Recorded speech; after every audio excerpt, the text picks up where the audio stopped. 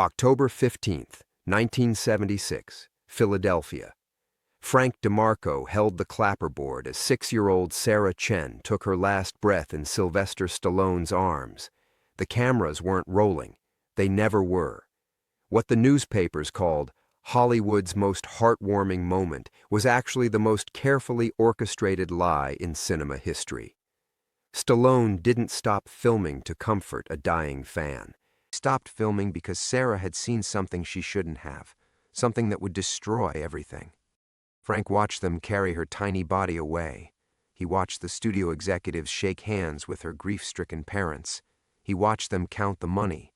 30 years later, when the anonymous letters started arriving with photos from that day, Frank finally understood the truth. Sarah Chen wasn't dying when she arrived on set. She was perfectly healthy, and someone wanted Frank to remember exactly how she really died. Before we jump back in, tell us where you're tuning in from, and if this story touches you, make sure you're subscribed because tomorrow I've saved something extra special for you. Frank DeMarco's hands shook as he stared at the envelope in his pickup truck's cab. The Nevada sun beat down through the windshield, but ice ran through his veins. Inside the manila envelope were 3 items that should have been buried with the past: Sarah's hospital bracelet from Children's Hospital of Philadelphia, a Polaroid of him standing beside Stallone on the Rocky set, and a single sheet of paper with 4 words typed in courier font. You remember now, Frank? The bracelet was pink plastic with cartoon hearts, the kind they gave to pediatric patients. Sarah's name was printed in faded black ink alongside a date that made Frank's stomach lurch, October 14th, 1976. One day before she died. One day before the lie began. He'd been checking mail at his post office box in Mineral County when the package arrived with no return address, just his name written in block letters that looked deliberately disguised. Now, sitting outside Murphy's Hardware where he'd worked the past 8 years, Frank felt 30 years of carefully constructed numbness cracking like dried leather. The ranch where he lived alone stretched 20 miles from the nearest neighbor. He'd chosen isolation deliberately, trading Hollywood's bright lights for Nevada's endless sky, swapping a career that once mattered for work that kept his hands busy and his mind empty, loading feed, mending fences, breaking horses, honest labor that required no compromises, no looking the other way when powerful people did terrible things. But someone had found him anyway. Frank studied the Polaroid with the magnifying glass he kept in his glove compartment for reading medication labels. The photo showed him in his assistant director uniform, khakis, clipboard, headset around his neck. He stood slightly behind Stallone, who was still in his Rocky Balboa training gear, hands on his hips like he owned the world. In the background, barely visible, was the catering tent where they'd taken Sarah after. He stopped himself. Even now, 3 decades later, he couldn't finish that thought. The photo had been taken by someone with access to the closed set.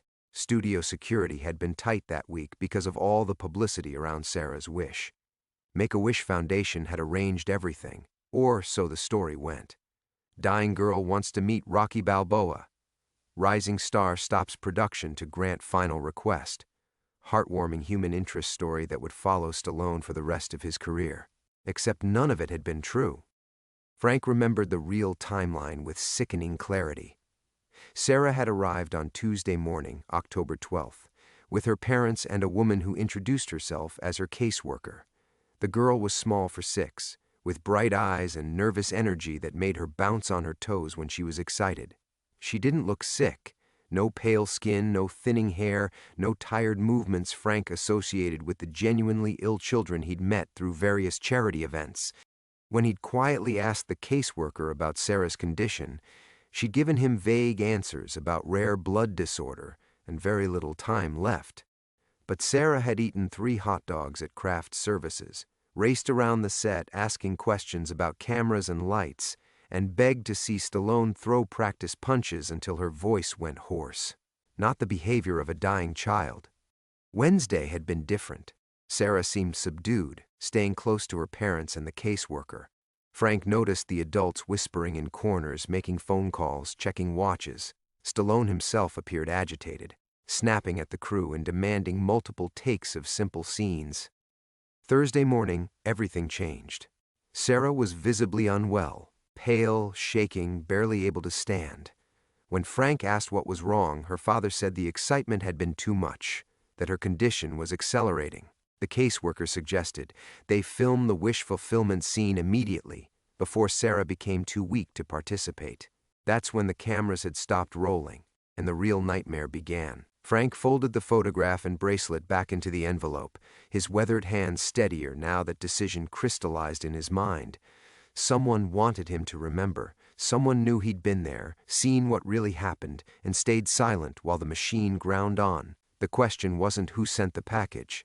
The question was what they wanted him to do about it. His phone buzzed with a text from an unknown number. Children's Hospital of Philadelphia. Archives Department. Ask about Sarah Chen's medical records. Ask why they don't exist. Frank stared at the message until the screen went dark, then started his truck. The engine turned over with a reluctant growl, and he pulled onto Highway 95 heading south toward Las Vegas. From there, he could catch a red-eye to Philadelphia. 30 years ago, he'd made a choice to survive rather than speak. He'd taken the studio's money, signed their papers, and disappeared into the desert where shame couldn't follow. But shame had found him anyway, wrapped in pink plastic and faded photographs. Someone wanted Frank DeMarco to remember exactly how Sarah Chen had really died, and for the first time in 3 decades, he was ready to stop running from the truth. The truck's air conditioning had given up somewhere outside Tonopah, leaving Frank to drive through the desert heat with windows down and dust coating everything. The manila envelope sat on the passenger seat like a passenger he'd rather not acknowledge, occasionally catching the wind and rustling just enough to remind him of what lay inside. He'd been driving for 2 hours when muscle memory took over and his foot eased off the accelerator. The turnoff to Esperanza Ranch appeared on his right, a weathered wooden sign barely visible against the sagebrush. For 8 years this had been home. Not the sprawling ranch house where the owners lived in Carson City, but the small foreman's cabin tucked behind a stand of cottonwoods where Frank had built something resembling peace. The gravel road stretched for 3 miles before the buildings came into view. First the main barn, its red paint faded to rust brown by decades of Nevada sun. Then the corrals where Frank had spent countless mornings gentling horses that arrived broken from other places. Finally, the cabin itself, 4 rooms and a covered porch where he'd sat every evening for 8 years, watching the sun disappear behind mountains that had been here long before Hollywood existed. Isabella was waiting for him. The old mare stood at the fence line near the cabin, her gray head lifted as if she'd been watching the road. Frank had found her 3 years ago wandering Highway 6, ribs showing through a coat matted with neglect. No brand, no owner who came looking. She'd been somebody's discarded mistake, and Frank had recognized a kindred spirit. He parked the truck but left the engine running, the decision to continue to Las Vegas still fragile in his mind. Isabella nickered softly and walked to the gate, her movements stiff with age but her dark eyes alert. Frank stepped out into air that smelled of dust and distant rain, the kind of approaching storm that might break the heat or might just tease them with empty clouds. "Hey, girl!" His voice came out rougher than expected. He reached through the fence rails to stroke her neck, feeling the solid warmth of her beneath weathered fingers. "Didn't expect me back so soon, did you?" Isabella's ears flicked forward, and Frank found himself studying her face. Horses didn't lie. They didn't scheme or cover up or take money to forget what they'd seen. When they trusted you, it meant something. When they stayed close, it was choice, not calculation. The cabin door stood open, screen door moving slightly in the breeze. Frank had left it that way this morning when he'd driven to town for supplies, back when the biggest concern in his life was whether Murphy's Hardware had the right gauge wire for the south pasture fence. The mundane worry seemed absurd now, like remembering a childhood game while standing at a funeral. Inside, everything was exactly as he'd left it. Coffee cup in the sink, unopened mail stacked on the kitchen table, bills and ranch supply catalogs, nothing that couldn't wait. The bed was made with military precision, a habit from his Navy days that even 30 years of civilian life hadn't broken. Everything in its place, everything controlled, everything safe. Frank walked to the kitchen window and looked out at the landscape he'd grown to love. The ranch stretched to the horizon in gentle swells of brown grass and scattered brush, broken only by fence lines and the distant ridge where deer came down to drink from the stock tank at dawn.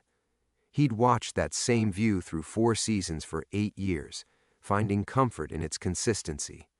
The land didn't change, didn't judge, didn't ask questions about who he'd been before he arrived, with nothing but a battered suitcase and references that barely checked out. His neighbor's dog started barking somewhere to the north, a sound that carried for miles in the thin air. Probably just a coyote or maybe cattle that had wandered through a gap in the fence. Normal ranch sounds, normal problems with normal solutions. Frank had built his life around normal, around predictable rhythms that kept the past buried where it belonged. The envelope in his truck seemed to pulse with malevolent energy even from this distance. Isabella whinnied again, a sound that held more urgency this time. Frank returned to the fence and found her watching him with what looked uncomfortably like concern. She'd been abandoned once already. She understood about people who disappeared without explanation, about lives that shattered without warning. "I might have to go away for a while," he said quietly, the words feeling like confession. "If I do, Martinez will take good care of you. He's got that big spread up near Reno, plenty of grass, other horses for company." The mare's ears flattened slightly, and she stepped closer to the fence. Frank reached into his pocket for the peppermints he always carried, watching her gentle lips work the candy from his palm. Such a small thing, but it anchored him to this moment, this place, this version of himself that had learned to sleep without nightmares. His phone buzzed again. Another message from the unknown number. "Flight leaves Vegas at 11:47 p.m. Seat 14A already reserved. Time to stop hiding, Frank." Someone wasn't just watching. Someone was planning. Frank's phone buzzed a third time before he could process the implications of someone booking his flight. The screen showed another message. "Answer the phone, Frank. We need to talk." The phone rang immediately after, the sound sharp and alien in the desert quiet. Frank stared at the unknown number, his thumb hovering over the decline button. Isabella shifted restlessly at the fence, sensing his agitation. On the 4th ring, he answered. Frank DeMarco. His voice came out steady despite the hammering in his chest. "Hello, Frank." The voice was female, middle-aged, with the kind of careful diction that came from years of choosing words precisely. "My name is Dr. Catherine Walsh. I was Sarah Chen's physician at Children's Hospital of Philadelphia." The peppermint fell from Frank's nerveless fingers. Isabella snorted and stepped back as he gripped the fence rail hard enough to feel splinters bite into his palm. "That's impossible," he said. "Sarah's doctor was Dr. Marcus Webb. Yes, I know. That's what the paperwork said. But I was the one who actually treated her, Frank. I was the one who questioned why a healthy 6-year-old was being admitted for terminal cancer. I was the one who tried to stop what happened to her." Frank's legs felt unsteady. He leaned against the fence, watching heat shimmer rise from the desert floor. "You sent the package. I've been trying to find you for 3 years, moving around like you do, paying cash, using different names. You've gotten good at disappearing, but you kept the same social security number for your ranch work. Sloppy, Frank. What do you want?" "Justice." Finally. Her voice carried 30 years of suppressed anger. "I want the truth about what they did to Sarah. And I want the people responsible to pay for it." Frank closed his eyes, but the desert heat couldn't burn away the memory that surfaced. Sarah on that final day, too weak to stand, her small hand reaching for his as they wheeled her toward the catering tent. He'd thought it was compassion when Dr. Webb suggested keeping her comfortable, away from the cameras. He'd thought the injection was for pain. "I was just an assistant director," he said. "I didn't know." "You knew." Dr. Walsh's voice cut through his denial like a scalpel.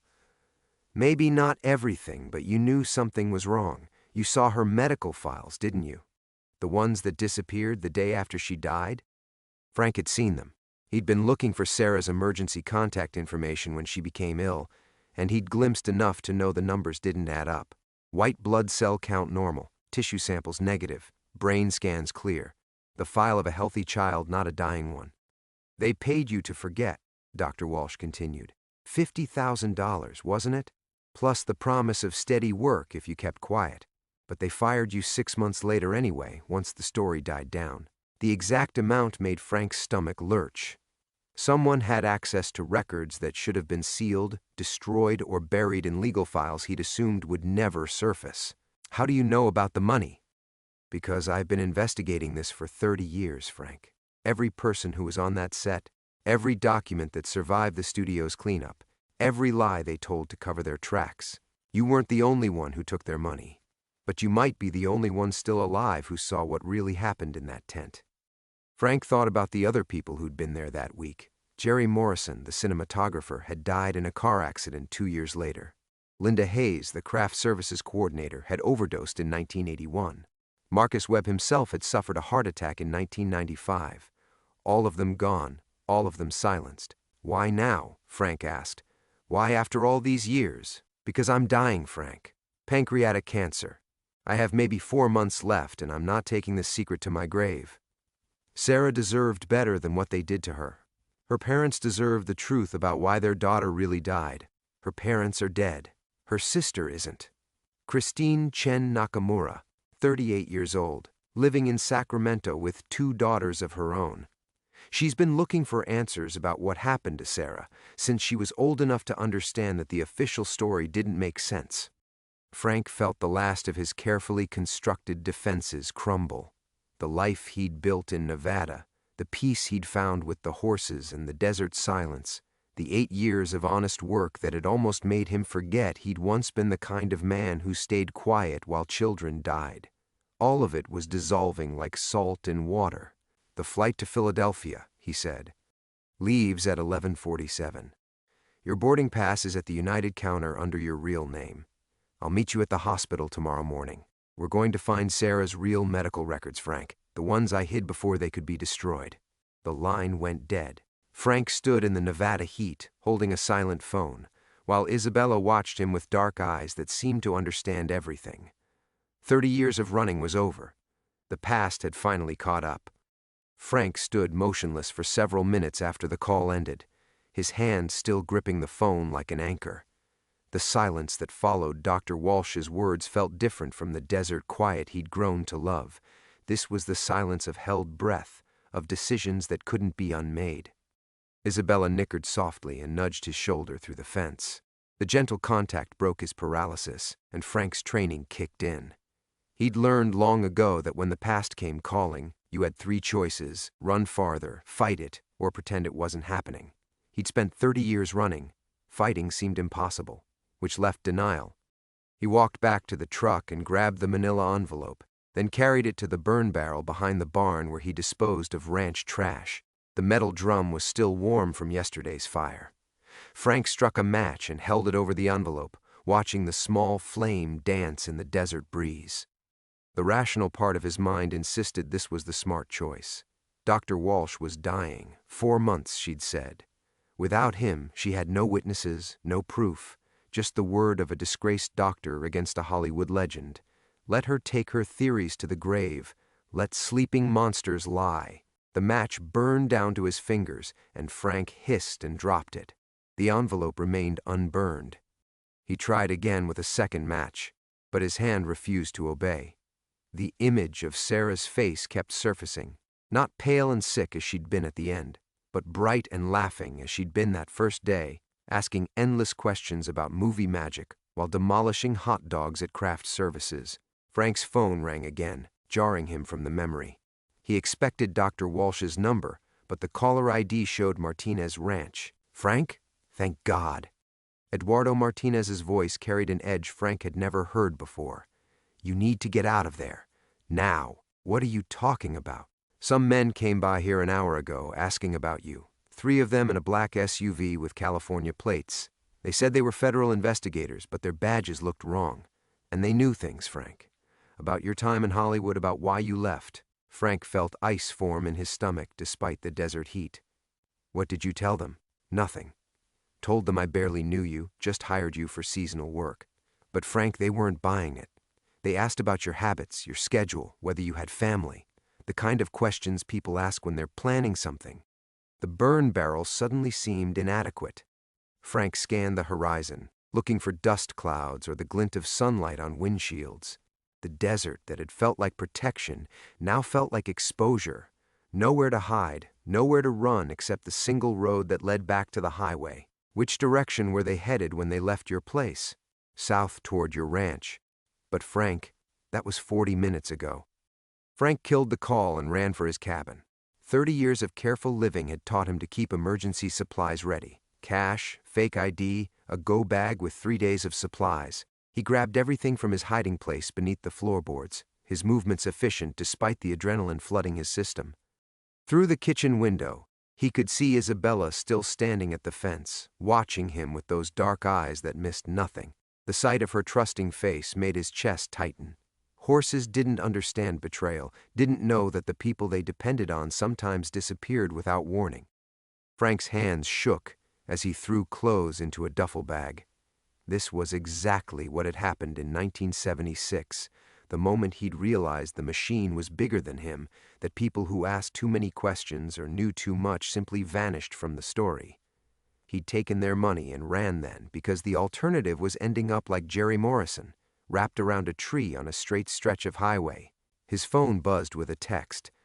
"Still time to catch that flight, Frank. Don't make the same mistake twice." Dr. Walsh was right about one thing. He had made a mistake 30 years ago. But which mistake? Taking the money and staying silent, or not running far enough? Frank carried his bag to the truck, then stopped at Isabella's fence. The old mare approached slowly, her head extended as if she sensed something wrong. He reached through the rails one last time to stroke her neck, memorizing the warm solidity of her. "Martinez will take good care of you," he whispered. "He's a good man." But as Frank climbed into his truck and started the engine, he realized he wasn't driving toward Las Vegas and the airport.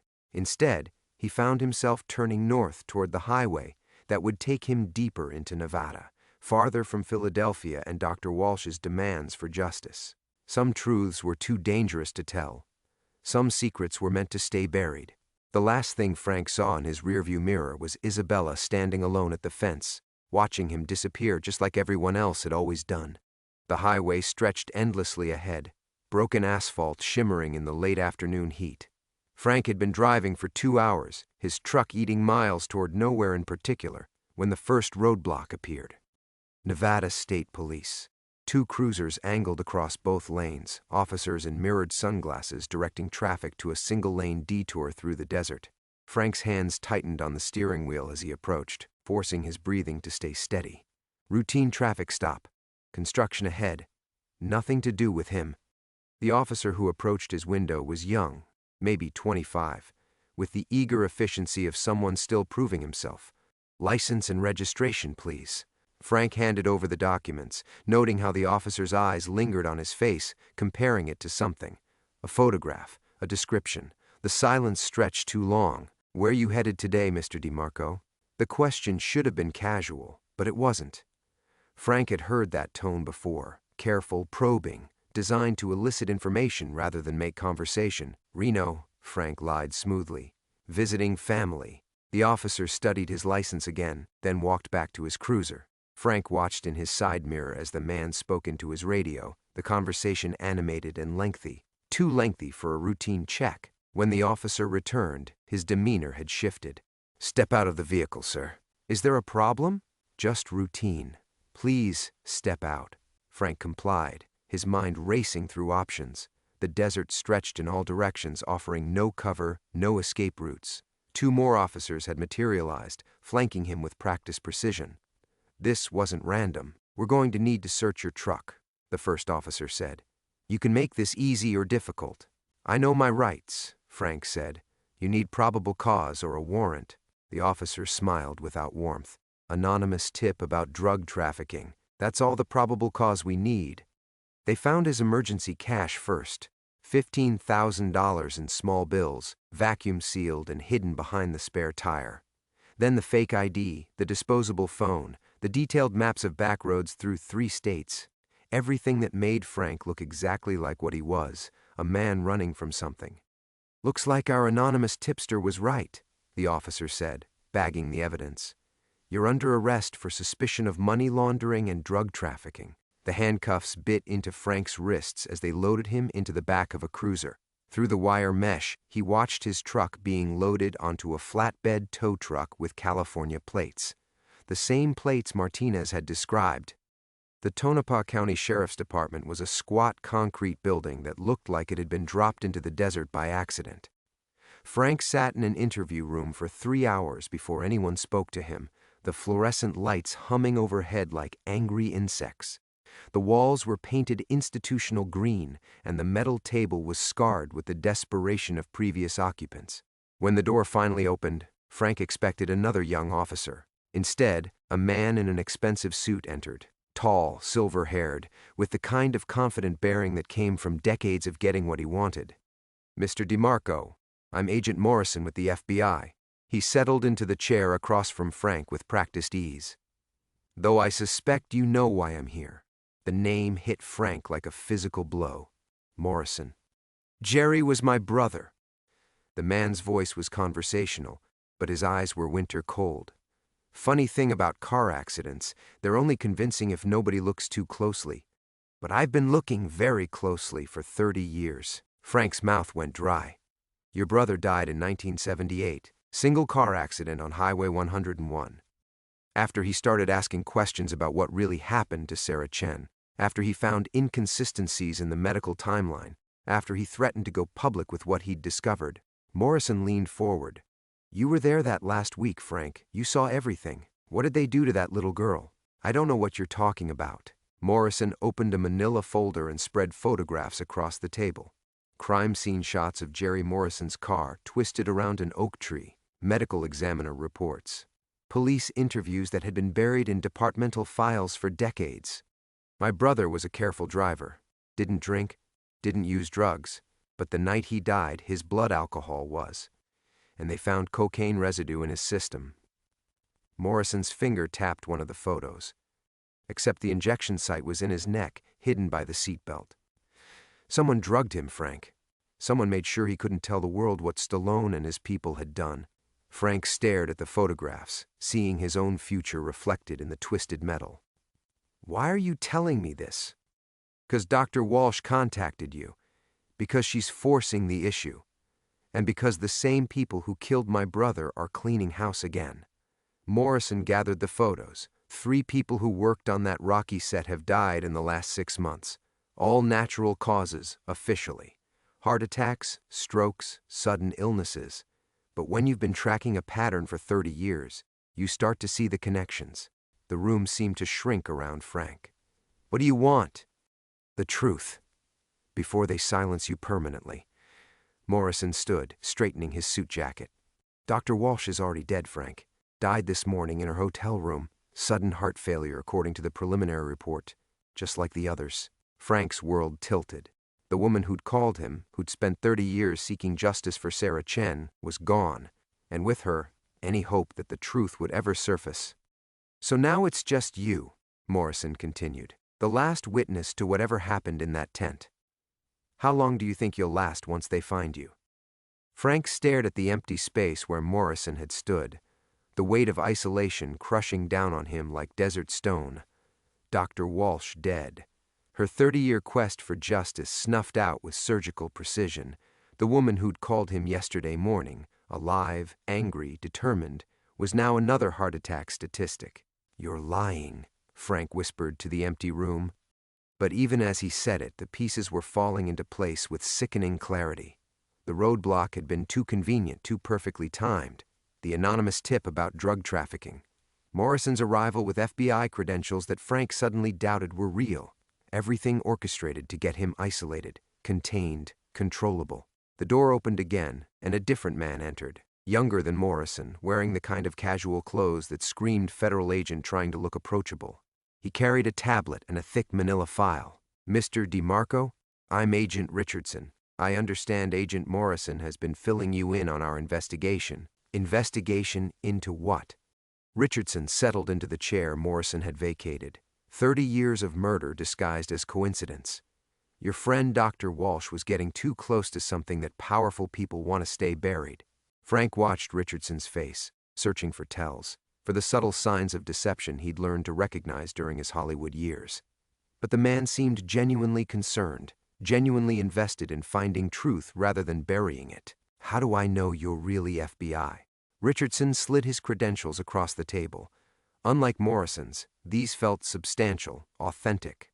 The badge was warm from being carried in a pocket, the ID photo slightly worn at the edges, details that were hard to fake. Because if I wasn't, you'd already be dead. Richardson opened his tablet and showed Frank a news article.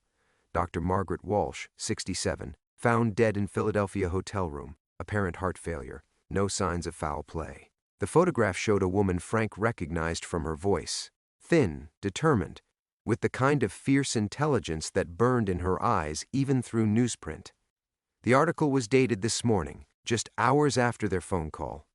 They moved fast, Richardson continued, but not fast enough.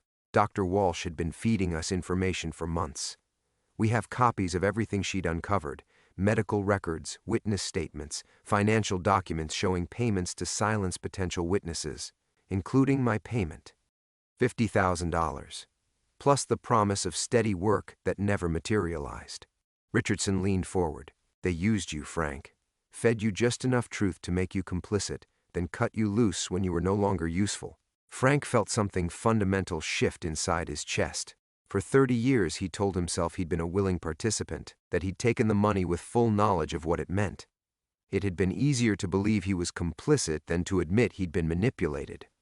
I thought I was protecting everyone, Frank said slowly. The production, Stallone's career, even Sarah's family. They told me that going public would only cause more pain. Who told you that? Frank closed his eyes, remembering. Marcus Webb, Stallone's personal physician. He said Sarah was dying anyway, that revealing the complications would only tarnish her memory and destroy the good that came from her story. Richardson's fingers danced across his tablet. Dr. Marcus Webb died in 1995. Heart attack. But before he died, he made a confession to his priest. A confession that Father Kowalski reported to authorities 3 days ago, after his own conscience finally couldn't bear the weight. The tablet screen showed a scanned document, handwritten, signed, notarized. Frank could see his own name mentioned multiple times in the faded ink. What did he confess? That Sarah Chen wasn't dying, that her cancer was in complete remission, that she was a healthy 6-year-old, whose only crime was asking too many questions about how movie magic worked. Richardson's voice hardened. They killed her to create a story, Frank. Murdered a child to generate publicity for a movie that was struggling to find an audience. The words hit Frank like physical blows. Sarah's bright face floated in his memory, not the pale, weakened child from those final days, but the vibrant girl who'd arrived on set, bursting with excitement and endless curiosity. That's impossible. I saw her medical files. Forged Webb was a licensed physician. It wouldn't have been difficult to create convincing documentation of a terminal illness that didn't exist. Frank's hands began to shake. The injection Webb gave her that final day wasn't for pain. According to his confession, it was potassium chloride. Causes cardiac arrest that's nearly impossible to distinguish from natural causes, especially in a child already documented as terminally ill. The interview room walls seemed to be closing in. Frank had watched them murder Sarah Chen, had helped them cover it up, had taken their money and stayed silent while a child's killer became America's sweetheart. Stallone knew, Frank said. It wasn't a question. Richardson nodded grimly. According to Webb's confession, it was Stallone's idea. The silence that followed Richardson's words stretched like a taut wire ready to snap. Frank felt his 30 years of carefully constructed justifications crumble into dust. Sarah's face haunted the fluorescent-lit air between them. Not the pale, supposedly dying child, but the vibrant 6-year-old who'd peppered everyone with questions about camera angles and special effects.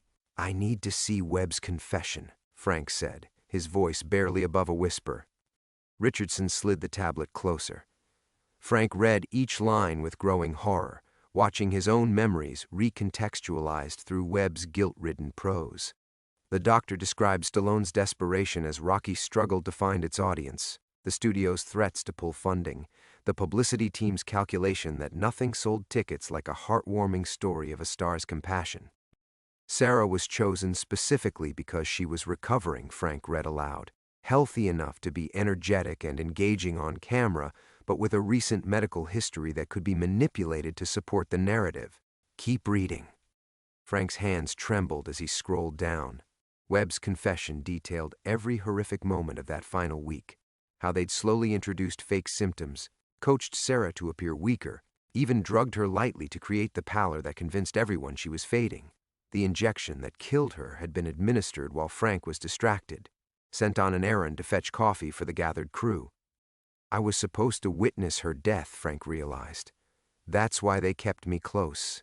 They needed someone credible to confirm she died peacefully, surrounded by love. And you played your part perfectly, Richardson said without judgment. Your testimony to the media was what sold the story. Your grief was real, which made it convincing. Frank pushed the tablet away, unable to read more.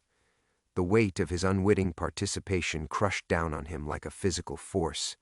He'd mourned Sarah genuinely, had carried the pain of watching a child die for 30 years. But that pain had been built on a lie. She hadn't died from cancer. She'd been murdered while he fetched coffee. There's more, Richardson said gently. Webb's confession includes details about the others who knew or suspected the truth. Journalists who were bought off, crew members who were relocated, studio executives who were promoted to keep them quiet, and the ones who couldn't be bought, Jerry Morrison. Among others, a makeup artist named Linda Torres died in 1982. Accidental drug overdose, officially. A gaffer named Mike Hendricks died in 1985. Car accident. A publicist named Rachel Stone died in 1989. Suicide. Richardson's voice grew harder with each name. All of them had been asking questions. All of them had pieces of the truth. Frank felt the walls closing in. How many people have died to protect this secret? We've identified 17 suspicious deaths over 30 years, all connected to that rocky set. All people who might have threatened the narrative. Richardson leaned back in his chair. Dr. Walsh would have been 18. You're being positioned to be 19. The casual way Richardson stated Frank's impending death sent ice through his veins. What do you want from me? Everything you remember, every detail, every conversation, every moment from that week. We're building a case that can finally bring justice for Sarah and all the others. Richardson's eyes burned with intensity. But more than that, we're trying to keep you alive long enough to testify. Frank laughed bitterly. You think I'm safe here? Morrison walked right in, claimed to be FBI. How do I know they don't have people in your organization too? Because Morrison isn't FBI, Richardson said quietly. His real name is Vincent Marcello. He's worked private security for Stallone's organization for 20 years. His job is to identify and eliminate threats to his employer's reputation. The revelation hit Frank like a sledgehammer. The man claiming to be Jerry Morrison's brother had been playing him from the moment he walked in. Every word about seeking justice had been a lie designed to gauge how much Frank knew, how much threat he represented. He's probably reporting to Stallone right now, Frank said. Which is why we need to move fast. Richardson stood, gathering his files. We have a safe house in Nevada, off the grid. You can finish Webb's confession there. Help us understand exactly what happened in that tent. Frank stared at the confession on the tablet screen. Webb's handwritten words blurring through tears he hadn't realized were falling. Sarah Chen had died not from cancer, but from Hollywood's hunger for publicity. She'd been sacrificed to create the legend of Sylvester Stallone's compassion. Her murder disguised as natural death while Frank unknowingly helped sell the lie to the world. What about the others? Frank asked. The ones you said died recently? Richardson's expression darkened. They're accelerating the timeline. Someone's forcing their hand, making them clean up loose ends they've ignored for years. He paused at the door. The question is whether you're going to be another victim or finally help us stop them. Frank looked one last time at Sarah's name in Webb's confession, remembering her laugh, her endless questions, her trust in the adults around her. I'll testify, he said. The safe house was a weathered ranch 40 miles outside Tonopah, hidden in a valley between barren hills that stretched endlessly under the Nevada sun. Frank sat at a scarred wooden table. Richardson's laptop open before him, typing his own confession with trembling fingers. Each word felt like pulling glass from an old wound. Sarah Chen arrived on set Tuesday morning, March 15, 1976. She was vibrant, healthy, asking questions about everything. The cameras, the lights, how they made fake blood. Not the dying child we later claimed she was. The screen door banged open. Richardson entered with 2 FBI agents Frank hadn't seen before, their faces grim. "We have a problem," Richardson announced. "Stallone's people found Dr. Walsh's hotel room before we could secure her evidence. Whatever she'd gathered over 30 years, it's gone." Frank's fingers stilled on the keyboard. "What does that mean?" "It means your testimony is the only thing left connecting Stallone directly to Sarah's murder." One of the new agents, a woman with steel-gray hair, pulled out a chair. "I'm Agent Santos. We need to accelerate your timeline." Before Frank could respond, his old flip phone, the one he'd kept hidden for emergencies, began ringing from his jacket pocket. The agents tensed, hands moving instinctively toward their weapons. "That phone's been dead for months," Frank said, staring at the pocket. Richardson nodded to Santos, who carefully extracted the device. The screen showed an unknown number.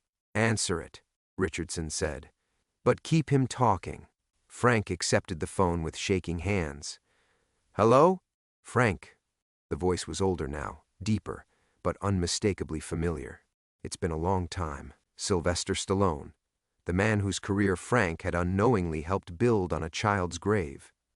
"I know what you're thinking," Stallone continued before Frank could speak. "That I'm some monster, that I killed an innocent girl for publicity. But you were there, Frank. You saw Sarah deteriorating day by day. You know she was dying." "No." Frank's voice cracked. "I read Webb's confession. Sarah was healthy. You murdered her."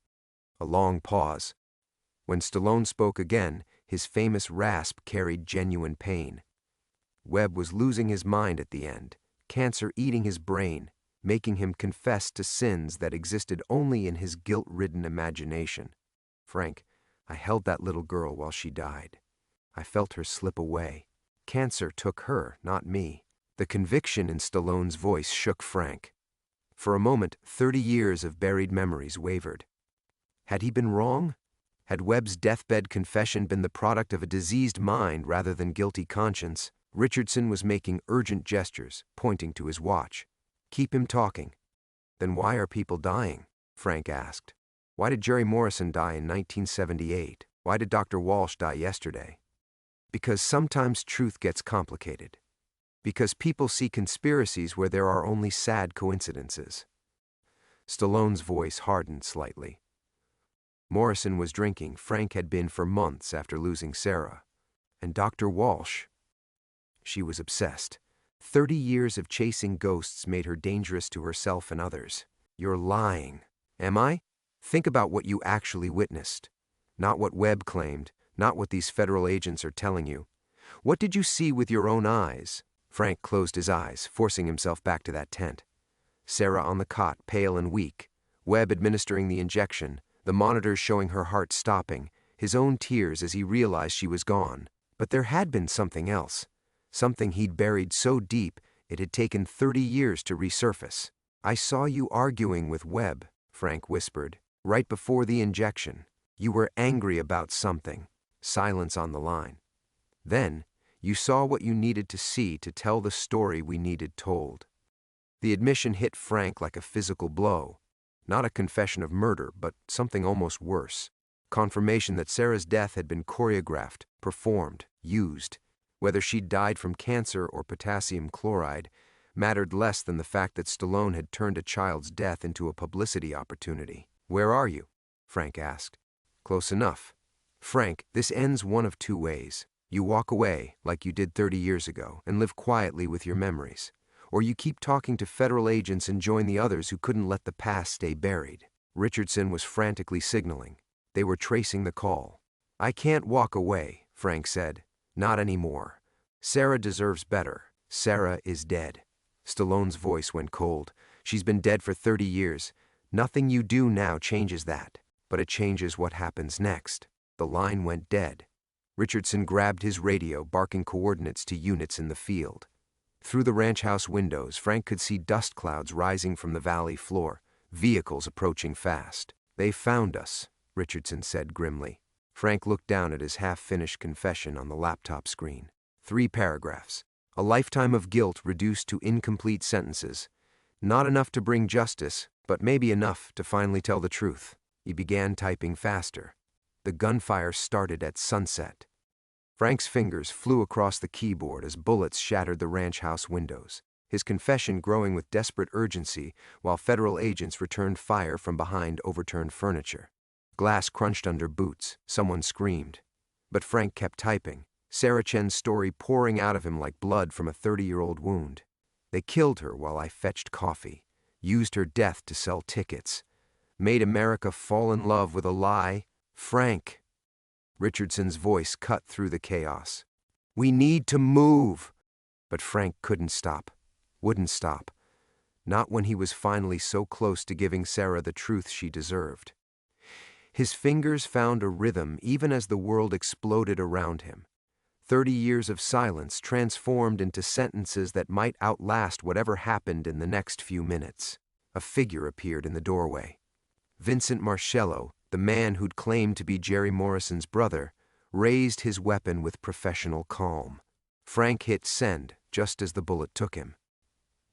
6 months later, the Nevada cemetery was smaller than Sarah Chen's final resting place in Los Angeles, just a wind-scoured plot overlooking the valley where Frank DeMarco had spent his last peaceful years. Agent Richardson stood beside the fresh headstone, reading the inscription, Francis DeMarco, 1954 to 2024. The case had made headlines for 3 weeks. Stallone's arrest, the exhumation of Sarah's body, the congressional hearings about Hollywood's culture of silence. DNA evidence from Webb's confession had confirmed potassium chloride residue in Sarah's remains. 17 suspicious deaths over 30 years suddenly had context, meaning justice. But the media had moved on, as media always did. Other scandals, other tragedies. The public's attention was finite, and Frank's story had already faded into the background noise of a world that consumed truth like entertainment and forgot it just as quickly. Richardson placed a single white lily beside Frank's headstone, the same flower that had decorated Sarah's hospital room in that final photograph. Frank's confession had survived, uploaded to servers across 3 continents before Marcello's bullet found its mark. 27 pages of testimony that had torn down one of Hollywood's most enduring legends and revealed the small girl who died to create it. The wind picked up, carrying dust across the empty cemetery. In the distance, the ranch where Frank had lived his final years stood abandoned, windows boarded, a for sale sign creaking in the desert air, no buyers yet. Places where truth finally emerged often carried a weight that kept people away. Richardson's phone buzzed. Another case, another victim, another truth that needed excavating from the places where powerful people buried their sins. He took one last look at Frank's grave, remembering the man's shaking hands as he typed his confession while bullets flew. The absolute determination to finish what he'd started, to give Sarah Chen the voice that had been stolen from her 30 years ago. Justice had come slowly, imperfectly. Stallone would die in prison, but he was 78 years old. The studio executives were dead or beyond prosecution. The publicity machine that had turned a child's murder into a marketing campaign had long since moved on to other victims, other lies. But Sarah's story was finally true. Her real story, not the sanitized version that had sold millions of movie tickets, but the messy, horrible, honest account of how a 6-year-old girl's trust had been repaid with betrayal. Frank's confession had given her back her voice, her name, her right to be remembered as more than a prop in someone else's legend. Richardson drove away as the sun disappeared behind the mountains, leaving Frank's grave in shadow. In Los Angeles, tourists still visited Stallone's star on the Hollywood Walk of Fame, though someone had spray-painted Sarah across the granite in red letters that the city couldn't quite scrub away. The story lived on in small acts of remembrance, in the few people who still carried the weight of what they'd learned. Frank DeMarco had spent 30 years running from the truth, then died ensuring it would survive him. The man who'd helped build a lie had finally torn it down, trading his life for the chance to say what should have been said decades ago. In the end, that was enough. Not justice in any clean Hollywood sense. There were no triumphant courthouse scenes, no moment when good clearly defeated evil. Just an old man typing furiously while the world exploded around him, determined to finally tell the truth about a little girl who deserved better than the story they'd sold about her death. The desert wind carried that truth now, scattered it across the vast Nevada sky where it could never be buried again. Frank DeMarco was dead, but his confession lived on, ensuring that Sarah Chen would be remembered not as Stallone's publicity stunt, but as herself, a bright, curious 6-year-old whose only crime had been asking too many questions. That story stayed with everyone who heard it, as Frank had always known it would.